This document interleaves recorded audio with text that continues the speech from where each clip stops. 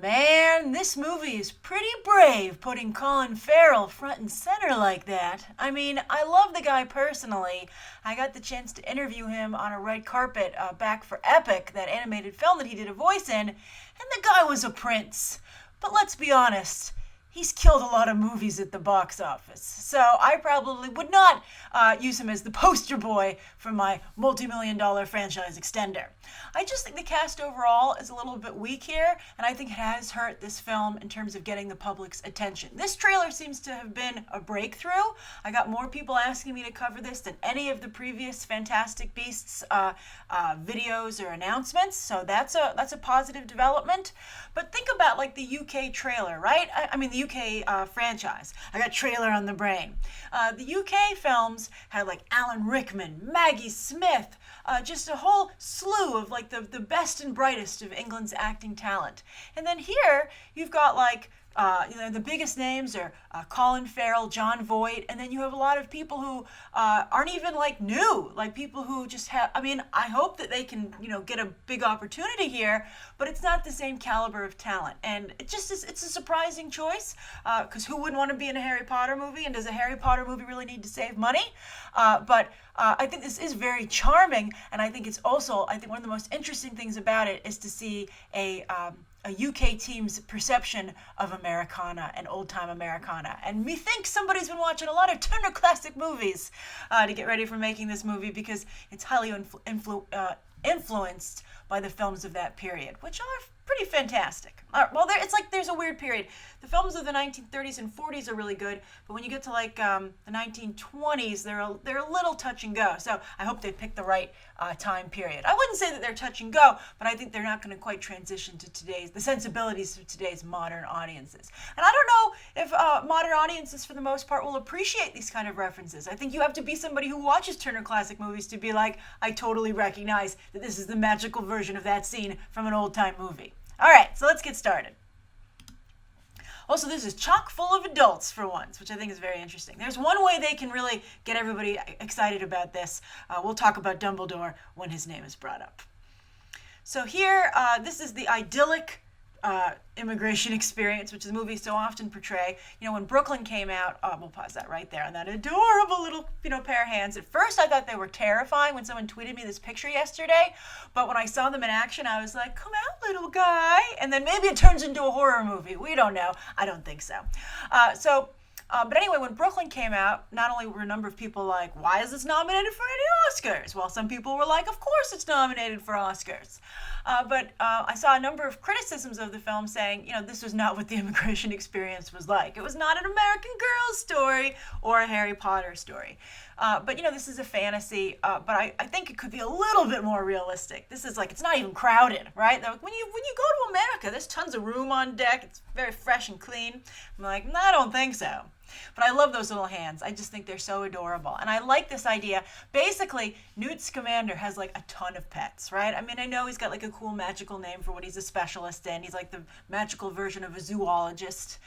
But at the end of the day, and why I think this would appeal largely to audiences, is that everybody likes having pets. And who wouldn't love to have a menagerie of magical animals that can help you do stuff, as we'll see later on in the trailer. But I just think that those hands are so cute. I hope the rest of it's as cute as its hands.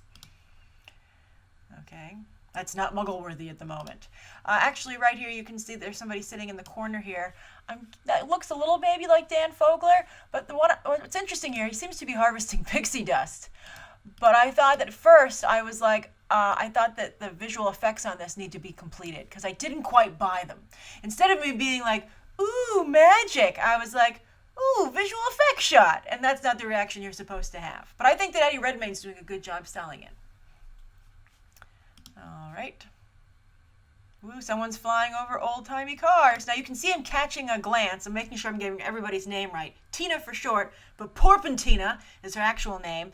And as JK Rowling already revealed, they end up a couple. So a part of this trilogy will be them falling in love. And I'm sure that dress will help her out and get the journey started. Now, this is a different type of bank than Gringotts, and this is where Colin Farrell is saying, a teacher at Hogwarts vouched for you. Dumbledore. And JK Rowling, a number of people were like, why didn't he save him like he saved Harry Potter so many times? And JK explained, we're on a first name basis, me and JK. No, JK explained, what's going on is that Dumbledore at that time was a young teacher and therefore didn't have any pull with the faculty. But what all I hear is new casting opportunity to bring that character back, perhaps as a surprise character in this film or in the second film, because she has said that this will be a trilogy. And I think if you could bring back Dumbledore, a beloved character, audiences would not only go nuts because they would have him in his prime doing awesome magic things, and he was cool. You thought he was cool when Harry knew him, right? But also, don't forget that J.K. Rowling said that Dumbledore was a gay character. And so J.K. Rowling is writing these, and she probably, you might be like, why say that after the fact, J.K.? Why do that? Except for to be like, you liked him, right? Does your attitude change now that you know that he's gay? Which, of course, is an important learning experience and something to point out for everybody. But it's also another thing to be like, maybe she feels she's not done with Dumbledore and she wants to bring him back. And I mean, if I don't even know what she's thinking, but if I were a Warner Brothers executive, I'd be like scribbling in my notepad while they had this screening, I'd be like, cast Dumbledore. Because it's going to just make the movie so much more popular.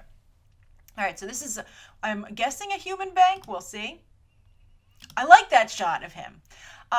Eddie Redmayne, I said this is a movie chock full of adults, but boy, does he look little, doesn't he? He looks like a really little kid. I like that he has this constant look of like surprise and wonder and like, oh my gosh, what's going to happen next? Not the kind of guy you'd be like, who should carry this briefcase full of magical, dangerous animals? I'd be like, not that guy. He's super jumpy, but he's certainly very endearing.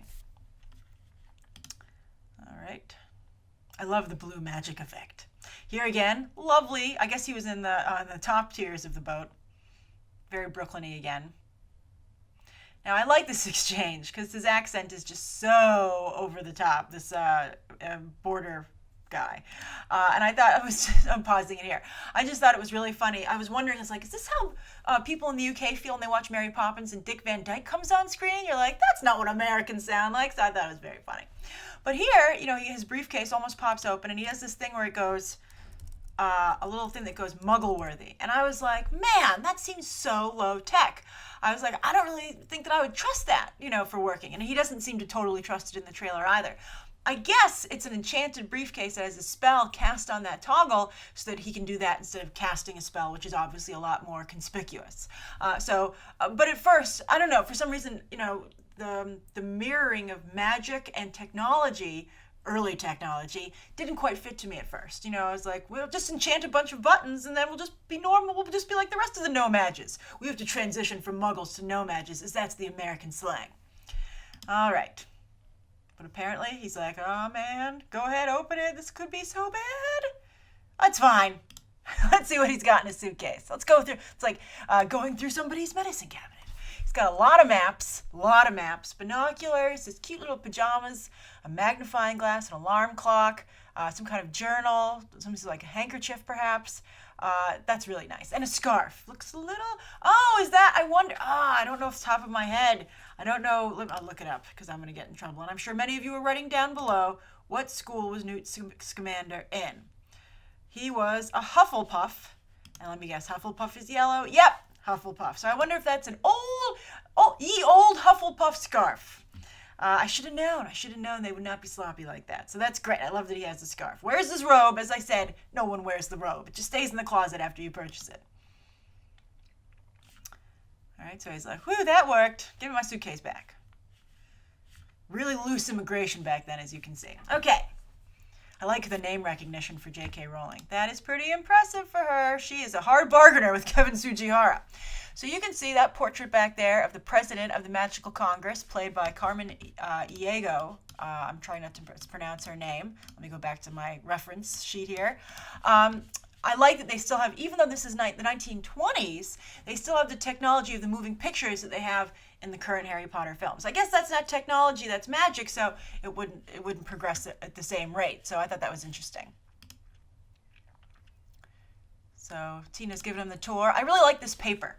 I like the internet. First of all, it has Alberto Massalarius is wanted, but that's of course an Italian name for a wizard. And I like the melting pot aspect to the American situation here, right? Where it's very British in the Harry Potter films. Here with Newt, he's in a world that is, the stew that was New York City back in the 1920s. It says international wizard hunt intensifies, an obituary, very, menacingly below that. And then also it says magical disturbances risk wizarding exposure. And we're going to talk about what those disturbances are momentarily. But I just love the moving papers. Even sometimes when you're like, I don't read the books, I don't know what's going on, you're just like, but I just like sitting here and being here. It's so nice. That's why I think the Harry Potter wizarding worlds in the theme parks are so popular, because they're just that amazing. I love them. They don't even have to have that many rides. I just like being in there, which is good because the line to get in there is ridiculous. Now, right there, this is a speakeasy. Now, we've seen the bricks disappear to get to Diagon Alley in the Harry Potter movies, and you go through a brick wall in the theme parks, speaking of the theme park experience. But this is actually going to be a speakeasy run by Ron Perlman. Good old Ron Perlman. I like this actress quite a bit. This is Tina, and this is her younger sister. This is a new actress. We're going to see her later on, and she looks almost exactly like Keira Knightley, to the point where Keira Knightley's like, why didn't you hire me? And they're like, you're not American. Although I don't know if this actress is American either. Her name, let's see here. Her name is Alison Sudol. Yes, she is. She's from Seattle. All right. And so I guess that's why she got the gig. But she really hasn't acted that much at all. She's also a singer, so I wonder if she'll sing in this movie. But she looks adorable. I see a lot of fan favorites being like, yep, she looks a little bit like Glinda the Good Witch in some ways. I just think that the light pink and the blonde hair, I see a lot of people cosplaying as that character. All right, they're taking him to a bar. That's very grown up. Now here, Shaw. You have a political rally here, and Jon Voight is actually playing this individual's father, who's already a U.S. senator. This is clearly some kind of fundraiser, which we're gonna get back to. Now I like this sequence quite a bit. All right, that's their no-match buddy, played by Dan Fogler, one of the most odd additions to this cast. It's up there with Danny McBride in Alien Covenant, the Prometheus sequel. You're like, what? Why is he in that movie?